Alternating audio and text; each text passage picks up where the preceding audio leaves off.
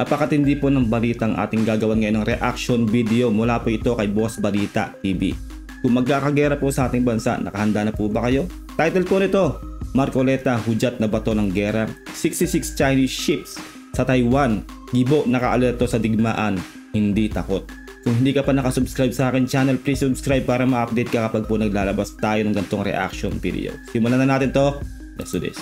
Base sa balitang kumakalat, 66 Chinese military aircraft ang namataang umaaligid sa paligid ng Taiwan ngayon. Nataranta di umano ang Pilipinas. Ayon sa bidyong inilabas ng Taiwan Coast Guard, umabot di umano sa 4 na bilang ng barko ang biglaang pinasugod para itaboy ang mga Chinese ship ng China. Pumasok daw kasi sa dagat na kontrolado nila na Kimeno ang di umano 66 na Chinese military aircraft. Sabay sabing gumawa daw kasi ng resolusyon ng ilang kababayan natin Pinoy. Idideklara ang buwan ng Hulyo bilang Pride Month ng West Philippine Sea laban sa China. Ito po yung ginawa namin na isang joint resolution na ipapasa po natin sa mahal nating Pangulo sa Palasyo ng Malacanang upang panawagan sa kanya na gawin pong West Philippine Sea Awareness Month ang month of July. Pero ayon kay Congressman Rodante Marcoleta, masyadong mahalaga ang buhay ng mga Pilipino para isabak sa gera laban sa China.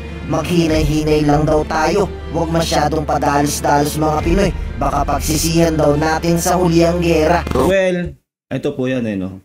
Lahat naman po tayo ay ayaw natin ng gera kasi po wala po talaga mananalo sa gera. Pero mas maganda po talaga na tayo po ay may kasanayan. Kahit po kung tayo mga ordinaryo mamamayan, no, may kasanayan. Ikaw ba na nanonood ngayon, kung magkakaroon po ba ng training ang mga ordinaryong mamamayan, sasama ka ba? Well, ako sasama ako kasi kailangan po yun, no? Kailangan po natin depensahan ng ating sarili, kailangan po natin depensahan ng ating bansa. Ganun po yung kung sakasakali pong wala na po tayong choice, no? Kasi po talaga magkakagera na. Kailangan po meron tayong training para ipagtanggol po ang ating sarili at ang ating bansa. Ganun po yun. No, kaya mas maganda po talaga na meron tayong kasanayan at meron tayong training. At nakahanda po ang lahat po ng mamamayan, hindi lang po ang ating gobyerno. Kung sakasakali po magdedeklara ng gera ang China. Ganun po yun. It's now or never. Ganun po yun. Dapat talaga meron po tayong kasanayan. Kasi halimbawa, yung kamukha ng binabanggit natin dito, di ba? Kaya pinag-aawayan lang naman natin sa pagitan natin at saka nung China ay 6 na maliliit na pulo. Yung iba nga, hindi pa nga island ng kategory. Mga shoal lang, yung mga reefs eh. Opo. Di ba? Sa ano sinabi natin, pag pinagsama-sama natin yung 6 na features na yun sa West Philippine Sea, 15,000 hektarya lamang yan. Na kung kukumpara mo naman sa kalaki ng bansa natin, 30 million hectares tayo. Kaya nung kwentahin natin yan ba pagsisimula ng away ng dalawang bangsa? 15,000 hektarya lang ang pag-uusapan natin yan. Ito po kasi yan, no? Gets ko naman po yung sinasabi nito ni Sir Marcoleta, no? Na napakaliit po nung pinag-aawayan na yan. Ang point po kasi dito ay sa atin po kasi yung mga teritoryong yan. Yun po yun. No? Ikaw ba, kung meron kang pag-aari, kahit nagano po kaliit yan, hahayaan mo na lang ba na kunin ng ibang tao yan kung alam mong sayo yun? Diba? Common sense po yan. Ganun yan eh. Pag-aari mo yan, hindi mo pa pwedeng hahayaan na kukunin lang ng iba. Diba? Ganun po yun eh. Kahit po katuldok lang yan. Sabi nga ng ating Pangulong Bongbong Marcos, diba? Kahit gatuldok, kahit gano'ng kaliit yan, wala tayong ibibigay o isusuko o kung ano man na ipaano sa China. Kasi po pag-aari po natin yan. Teritoryo natin yan, iisi natin yan. Kaya kailangan natin ipaglaban ang ating teritoryo. Ganoon po yun, no?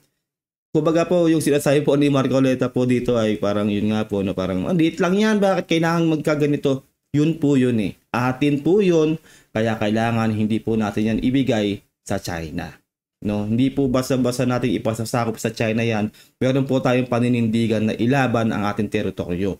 Kasi kung hahayaan lang po natin kahit po gaano pa po kaliit yan na teritoryo natin na masakop lang ng China, ay nako, mawiwili po talaga ang China na baka pati nga po tayong mismong Pilipinas, no, yung ating Pilipinas na bansa mismo ay baka sakupin na talaga ng China. Alam naman po natin talaga na ang China po talaga ay mapanakop na bansa.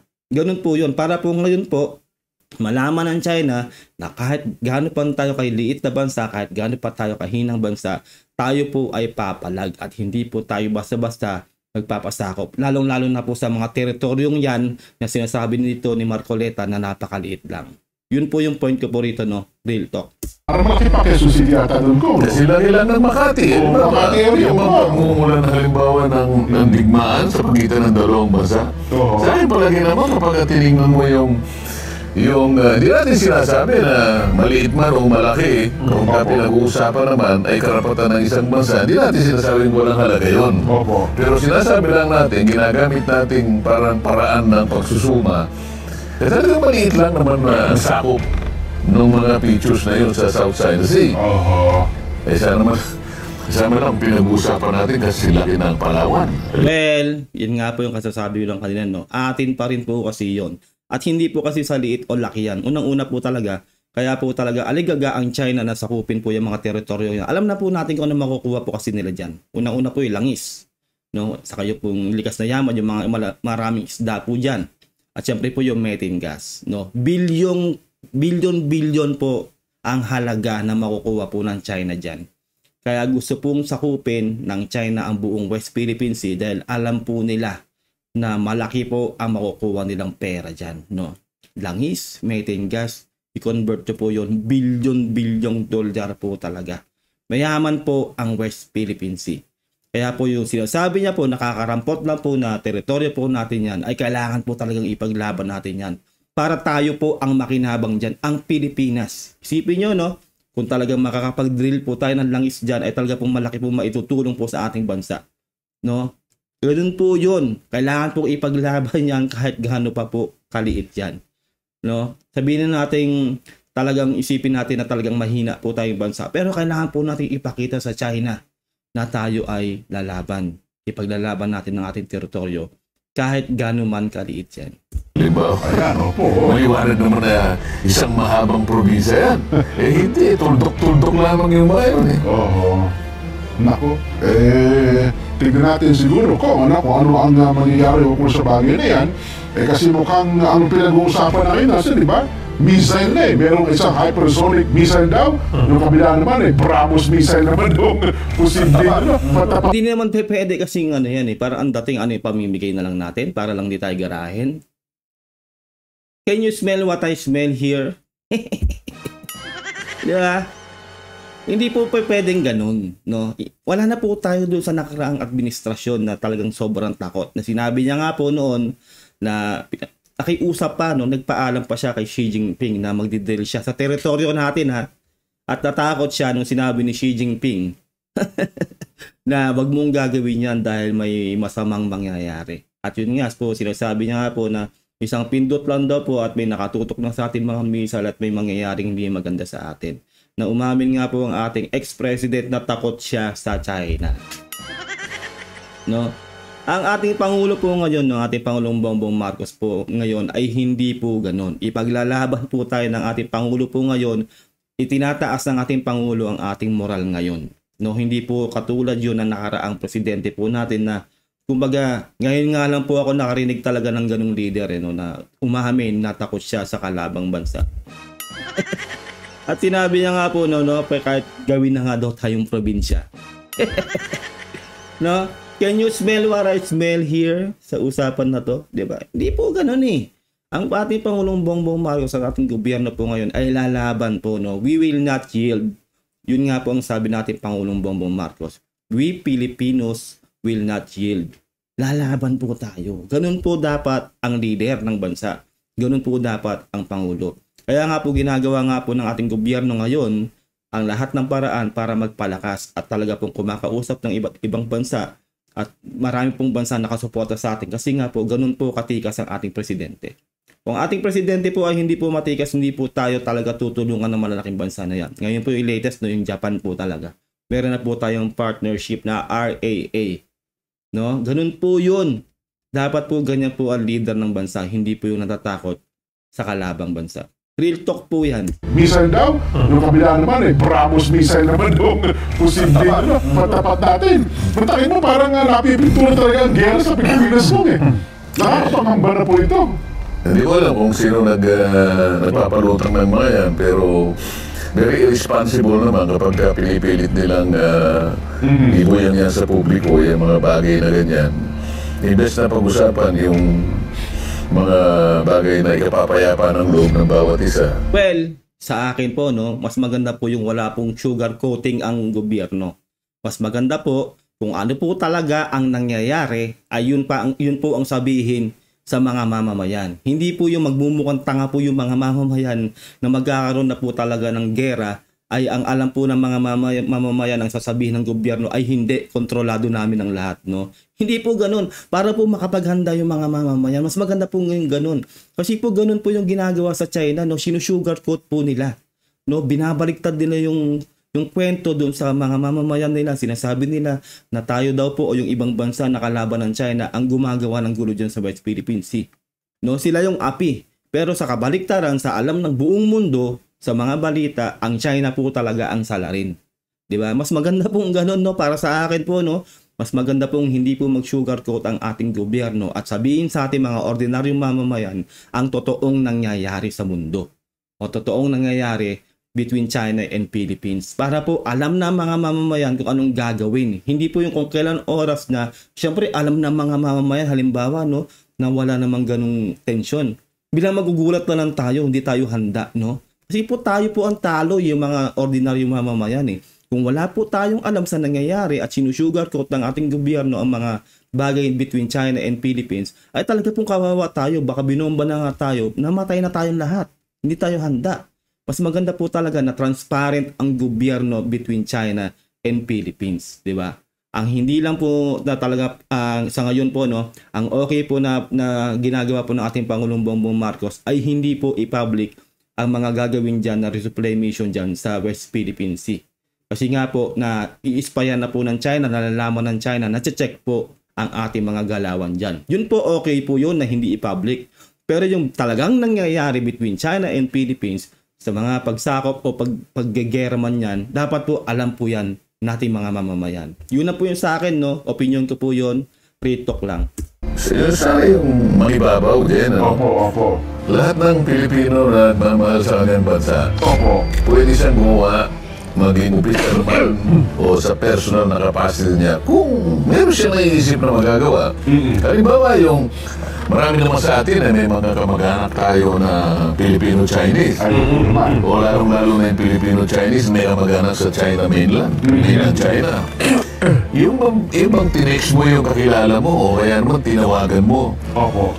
Ipinakilala mo at pinaalam mo yung concern ng bawat isa. Hindi lamang sa panig ng Pilipinas, maraming concern din ng mga kaibigan natin sa ibang bansa. Opo. Sa China, kapag naipaabot mo yung pag-aalala, yung alalahanin na maaaring may maganap na kaguluhan dahil sa isang maliit na dispute, pwede ka namang wala namang kabawalan, wala namang batas na nagsasabi na, huwag kayong makikialam dito. Well, lahat po ng tao po, no, common sense po yan. Uunahin ko po ulit na sabihin, no, na common sense yan. Lahat po tayo siguro na meron kamag-anak sa China, halimbawa, no, na OFW na nagtatrabaho. Common sense po. Kung tayo po ay nalalaman po natin yan, ay syempre po binabalita po natin sa kanila, no, kung ano nangyayari talaga dito sa Pilipinas. Vice versa. Ganun po yun. Kumbaga, unwritten rule po yan, eh. Kung ikaw talaga mahal mo yung mahal mo sa buhay, sasabihan mo siya, uy, ito yung nangyayari, ganyan ba talaga yung nangyayari yan? Kasi ganito po yung nangyayari sa amin, ganyan. Di ba? Common sense. Hindi na po kailangan sabihin yun, eh. Di ba? Kung mahal mo yung tao, kamag-anak mo yan, sasabihan mo siya ng totoong nangyayari. Di ba? Yun nga, wala nagbabawal na sa gobyerno na magsabi ng ganon. Well, common sense po yun, no? Unwritten rule po yun. Kahit sino pong tao na may kamag-anak sa bansa, kahit pa po walang gerang nangyayaring ganyan, no? Walang banta ng gera. Di ba sasabihin mo, ito yung nangyayari sa bansa, ganyan. Common sense po yun. Normal po yun na ginagawa ng mga mamamayan. Wala namang batas na nagsasabi na, huwag kayong makikialam dito. Oo. Katungkulan at saka karapatan ng bawat isang mamamayan na makagawa ng sarili niyang pamamaraan para makatulong sa kanyang bansa. Ayun, oo. Tama nga naman to. No? Sa lahat, kumbaga yung maliit na bahagi na yun, eh baka pag pinagsama-sama natin, maging malaking epekto sa pangalan ng ating bansa. Pero speaking of pagsisisi, Well, ito nga yan, di ba? May ganun. Normal yung sinabi ko, di ba? Common sense gagawin talaga yan. Pero ang pag-uusap talaga dyan ay government to government. Di ba? G to G. Ganun po yun eh. Tayo po ay kahit po meron tayong sentimento, tayong mga normal na mamamayan, mga ordinary mamamayan, ay hindi po rin, pa rin maaabot yan sa gobyerno ng China. Una-una po, ang China po talaga ay bulag pipit bingi yan. Sila lang, ang sarili lang po nilang kanilang iniintindi. Di ba? Po meron nga po tayo kasunduan ng Pilipinas sa China. Pero di ba, ilang araw lang, hinarang na naman tayo dyan sa West Philippine Sea. Wala, sayang ang pag-uusap. Para ang gustong sabihin po dito ni Sir Marcoleta ay diplomasya. Yun na nga po eh. Yun na nga po yung lagi po natin ginagawa. Diplomasya, diplomasya, diplomasya. Anong nangyayari? Binubuli pa rin tayo, sinasaktan tayo ng China. Diba? Maximum tolerance, wala pa rin nangyayari. Kawawa lang ang ating mga kasundaluhan sa maximum tolerance. Ngayon po, ay talaga pong sinabi na po ng ating Pangulong Bongbong Marcos kung anong gawin sa atin ng China, yun din ang gagawin natin sa kanila. Kasi nga po hindi na po talaga uubra maximum tolerance.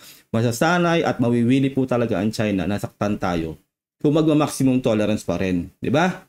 Ganun po yun eh. Kahit ano pong gawin natin na diplomasya ay hindi po makikinig ang China. Kaya kailangan po dito ay eye for an eye, tooth for a tooth. Ganun po yun. Which is hindi naman po tayo o-opensa, no, na tayo ang mangungunang manakit. No? Hindi po. Nakadepensa pa rin po tayo ang bansa natin. Nag-iisip po ang gobyernong PBBM. No? Hindi po tayo basta-basta magsisimula na kung anumang karahasan sa West Philippine Sea. Tayo ay magre-resupply mission lang po doon, yun na po ang hangarin at kung ano po pong aktibidades dyan sa West Philippine Sea. Pero hindi po tayo magsisimula o magpo-provoke para magkagera. Ganun po yun.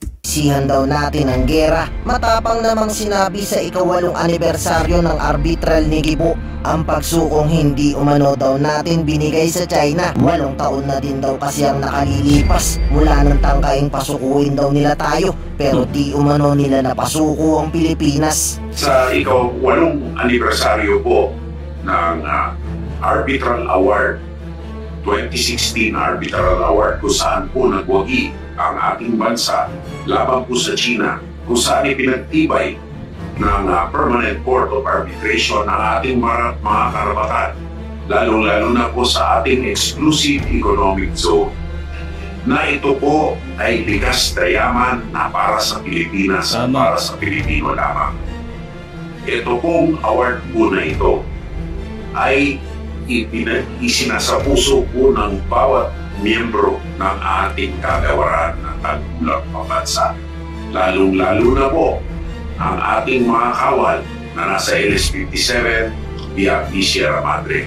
Sapagkat ang mga gawain ito ay isisigurado lang po na para sa Pilipino ang likas na yaman sa ilalim ng karagatan ng West Philippine Sea. Yun po yung sinasabi ko, no? So, para nakontra na po talaga ni Sec Gibo rin yung sinasabi ni Marcoleta. No, sinasabi ni Sec ni Marcoleta kanina, napakaliit lang yan, ganun-ganun, parang, di ba? Parang ang dating, di ba? Walang pagpapahalaga, no? Parang iba yung gustong sabihin ni Marcoleta. Pero ang sinasabi po dito sa Sec Gibo, no? Atin po yan. Yung likas na yaman na yan ay napanalunan natin sa Arbitral Award noong 2016. Atin yan. Kahit anong mangyari, ipaglalaban natin yan. Na which is talagang kinokontra ng China. Kumbaga, ngayon nga po talaga tutusin, di ba? Nawawalan po talaga ng saysay o bisa ang ating arbitral award na panalunan noong 2016. Kasi nga po, hindi nga po nire-respeto yan ng China. Lahat po talaga ay hindi nirespeto ng China. Yung UNCLOS, arbitral award, yung EEZ natin, yung teritoryo natin, wala po talaga. Yung pag-uusap yung latest lang, na nakausap natin yung China, nakasunduan para mabawasan tension dyan sa West Philippine Sea, wala po talaga. Kaya kailangan po ngayon ay hindi na po uubra ang diplomasya. Totoo po yan. No? Kaya po yung sinasabi kanina ni Marcoleta ay kontra po talaga sa sinasabi po ngayon ni Sec Gibo. No? Maganda po yung sinasabi ni Sec Gibo, no? Talaga pong ipaglaban po natin ang ating teritoryo kasi po atin yan, no? Ganun po dapat, no? Kailangan maramdaman po natin mga Pilipino, tumaas ang moral natin, no? Kailangan makita natin na ating mga nasa gobyerno ay lumalaban, pumapalag. Alam po natin mahina tayo, no? Pero kailangan po talaga yung puso natin na lumaban sa mga mananakop na bansang yan ay nandoon. Kasi po Pilipino po tayo, kaya nga tayo Pilipinas, atin yan. Atin ang teritoryo na yan, napanalunan natin yang ano na yan, mga teritoryo na yan. Kaya kailangan po natin ipaglaban yan. Real talk. At gamitin ito para sa ating henerasyon at sa mga susunod na henerasyon. Tama. Upang mapayaman, maging matibay at Yes. matatag ang ating bansa. Kaya po hindi po ito biro-biro, hindi po ito salita lamang. Yes. Ginagawa po namin araw-araw.